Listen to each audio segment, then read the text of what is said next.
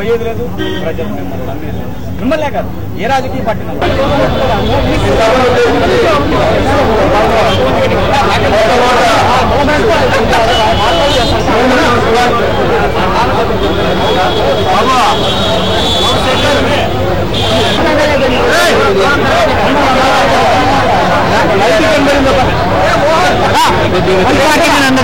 అలాగే ఢిల్లీలో రాయలసీమ స్వాతంత్ర సమానం వారికి చిత్తశుద్ధి ఒక పోరాటం ఉన్నారు.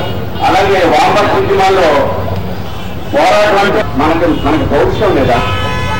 ఎంతకాలం ఈ బతుకుదాం? మనకంటూ బాధ్యత లేదా?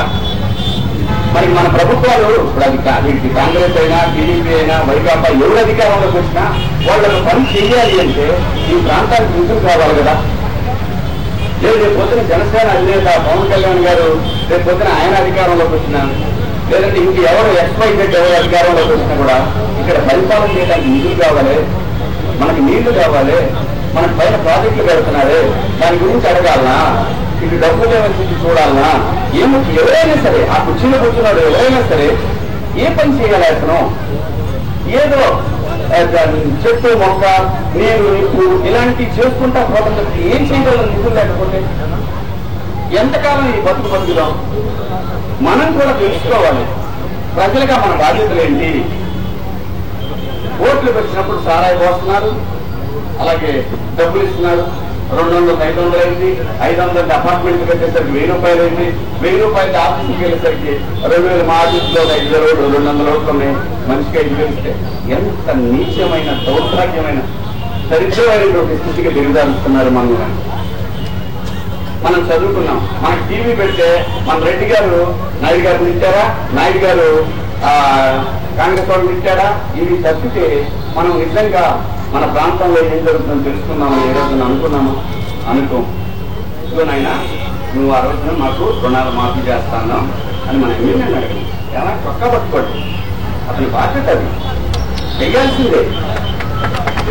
పరిస్థితులు మాత్రమే ఇలాంటి మోడీలు బీడీలు జీడీలు ఇవన్నీ కూడా తెలిసినట్టు మళ్ళీ ప్రజలు సమస్యలు ప్రాంతాలు వాటి గురించి ఆలోచిస్తారు.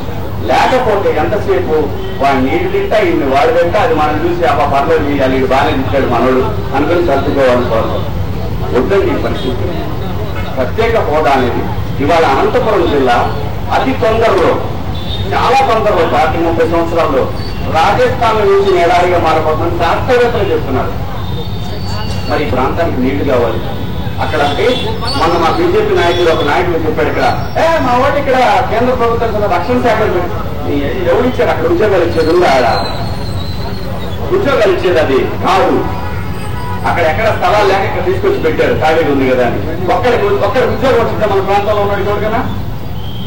అంతా బొంబాయి, ఏదన్నా మాట్లాడి బొంబాయి అన్ని. పొద్దున ఇంకో పొల్ల వచ్చి పార్టీ పెట్టి నేను అలా చేస్తా ఇలా చేస్తాను, మళ్ళీ కేంద్రంతో కలుస్తారు, మళ్ళీ అక్కడనే కలుస్తాం. మనం పిచ్చోళ్ళం. భారతీయ జనతా పార్టీ రకరకాల పార్టీలు పెట్టించాలని ట్రై చేస్తాం ఆంధ్రప్రదేశ్ లో. ఎవరో ఒకళ్ళు కలుపుకొని పరిపాలన లేకుండా ఎంతో కొత్త సీట్లు రావడం, ఆంధ్రప్రదేశ్ కబ్జా అయ్యా సున్నా అయింది, ఏమన్నా మీ తాత జాగీర్ అయింది తీసుకొచ్చి ఏదో గ్లామర్ ఉన్నాను తీసుకొచ్చి ఏ శివాజీ గారిని తీసుకొచ్చి ఇంకో పార్టీ పెట్టించేసి వాడిని రేపు పొద్దున ఎలక్షన్ వరకు మనం దూరంగా ఉంచి ఎలక్షన్ అప్పుడు ఏదో పొత్తులు పెట్టేసుకుని నేను చేస్తాను 2 నమ్మకం నుంచి పారాయకులు చెప్పి ఎంతకాలం చెప్తారు. ఇప్పుడు అలాగే చెప్పారు ఈ సంవత్సరం. అలా చెప్తేనే మా బట్టలు అందరూ ప్రచారం చేశాం. ఆ వెంకయ్యనాయుడు గారు అయితే తమిళనాడు పోయి అన్న అయ్యా అయిపోయింది, ఇక ఓన్లీ మోడీయే, మోడీ అంటే 3D అంటే ధోక, 1 ధోక మోసగాడు, 2 రౌడీ అబ్బాయిని తీసి పక్కన పెట్టాడు, 2 కేడి, చెప్పింది ఏది చేయడు. మోడీ అంటే 3D అంటే కేడి, అతను పెద్ద కేడి. తమ పద్ధతుల్లో పెద్ద ఎత్తున ఒత్తిడి